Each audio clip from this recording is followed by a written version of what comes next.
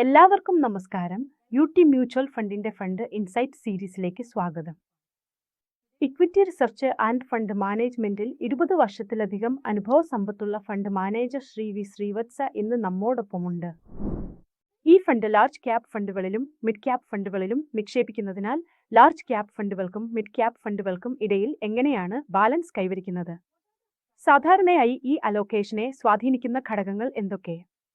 ശരി. നമ്മുടെ asset allocation പ്രധാനമായും ലാർജ് ക്യാപ് ഓഹരികളിൽ 45% മുതൽ 50% വരെ, മിഡ് ക്യാപ് ഓഹരികളിൽ 35% മുതൽ 40% വരെ എന്നിങ്ങനെയാണ്. ശേഷിക്കുന്ന 10% മുതൽ 15% വരെ സ്മാൾ ക്യാപ് ഓഹരികളിലാണ്. ലാർജ് ക്യാപ് കൂടുതൽ സ്ഥിരതയുള്ളതായതിനാൽ 45% മുതൽ 50% വരെയുള്ള പരിധിയിൽ അവയ്ക്ക് ഉയർന്ന വിഹിതം നൽകാനാണ് ഞങ്ങളുടെ ശ്രമം. അതേസമയം mid cap, small cap allocation വാല്യുവേഷനെ ആശ്രയിച്ചാണ് തീരുമാനിക്കുന്നത്. നിലവിലെ സാഹചര്യങ്ങളിൽ മൂല്യനിർണ്ണയ തലത്തിൽ മിഡ് ക്യാപ്പുകളേക്കാൾ സ്മോൾ ക്യാപ് കമ്പനികൾ കൂടുതൽ ആകർഷകമാണെന്ന് ഞങ്ങൾ വിശ്വസിക്കുന്നു. അതിനാൽ സ്മോൾ ക്യാപ് ഓഹരികളിലെ അലോക്കേഷൻ 10%-ത്തേക്കാൾ അല്പം കൂടുതലാണ്. UDA large and mid cap ഫണ്ടിന്റെ റിസർച്ച് സ്റ്റോക്ക് സെലക്ഷൻ പ്രക്രിയയെക്കുറിച്ച് താങ്കൾ ഒന്ന് വിശദീകരിക്കാമോ? പോർട്ട്ഫോളിയോ നിർമ്മാണത്തിൽ പ്രധാനമായും ഏതൊക്കെ ഘടകങ്ങളാണ് നിർണായകമാകുന്നത്? റിലേറ്റീവ് വാല്യൂ സമീപനം അടിസ്ഥാനമാക്കിയാണ് ഈ ഫണ്ട് നിയന്ത്രിക്കപ്പെടുന്നത്. എല്ലാ തീരുമാനങ്ങളിലും മൂല്യനിർണ്ണയമാണ് പ്രധാന ഘടകം. റിലേറ്റീവ് വാല്യുവേഷൻ നാം 4 വ്യത്യസ്ത കോണുകളിൽ നിന്നാണ് വിലയിരുത്തുന്നത്. ആദ്യം തന്നെ സ്വന്തം ഹിസ്റ്ററിയുമായോ മൊത്തത്തിലുള്ള വിപണിയുമായോ താരതമ്യം ചെയ്യുമ്പോൾ ദീർഘകാല ശരാശരിയേക്കാൾ താഴ്ന്ന വാല്യുവേഷനുള്ള ശക്തവും സുസ്ഥിരവുമായ ലാർജ് ക്യാപ് കമ്പനികളെയാണ് നമ്മൾ നോക്കുന്നത്. വിവിധ കാരണങ്ങളാൽ മൂല്യം കുറഞ്ഞ പ്രധാന വലിയ കമ്പനികളെ തിരിച്ചറിയാനുള്ള ഞങ്ങളുടെ പ്രധാന തന്ത്രമാണിത്. മികച്ച പ്രകടനം കാഴ്ചവെക്കുകയും കാലങ്ങളായി സ്ഥിരത പുലർത്തുകയും ചെയ്യുന്ന കമ്പനികളെയാണ് ഞങ്ങൾ തിരഞ്ഞെടുക്കുന്നത്.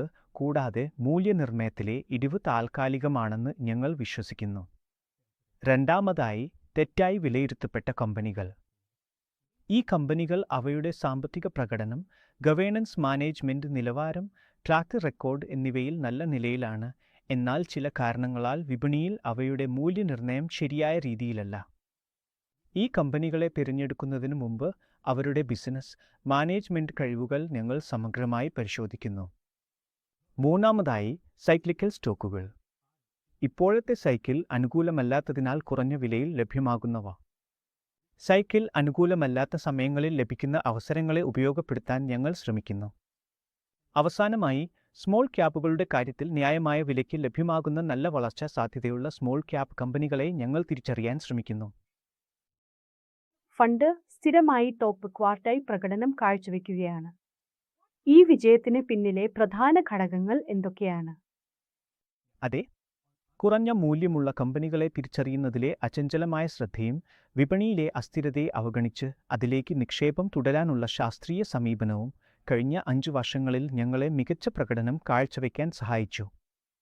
വളർച്ചാ സാധ്യതയുള്ള മിഡ് ക്യാപ്, സ്മോൾ ക്യാപ് കമ്പനികളിലും വില തെറ്റായി നിശ്ചയിച്ചിരിക്കുന്ന കമ്പനികളിലും ശ്രദ്ധ കേന്ദ്രീകരിച്ചതും ഞങ്ങൾക്ക് നേട്ടം നൽകി. മൂല്യനിർണ്ണയത്തിൽ ഞങ്ങൾ കർശനമാണ്. മൂല്യനിർണ്ണയത്തിൽ ആവശ്യമായ നേട്ടം ലഭിച്ചുവെന്ന് ഞങ്ങൾ കരുതുന്നിടത്ത് നിക്ഷേപത്തിൽ നിന്ന് പുറത്തുകടക്കാൻ ഞങ്ങൾ മടിക്കാറില്ല. വളരെയധികം നന്ദി ശ്രീ ശ്രീവത്സ. ഞങ്ങളോടൊപ്പം തുടർന്ന ഏവർക്കും നന്ദി. മ്യൂച്വൽ ഫണ്ട് നിക്ഷേപങ്ങൾ വിപണിയിലെ ലാഭനഷ്ട സാധ്യതകൾക്ക് വിധേയമാണ്. സ്കീമുമായി ബന്ധപ്പെട്ട എല്ലാ രേഖകളും ശ്രദ്ധിച്ചു വായിക്കുക.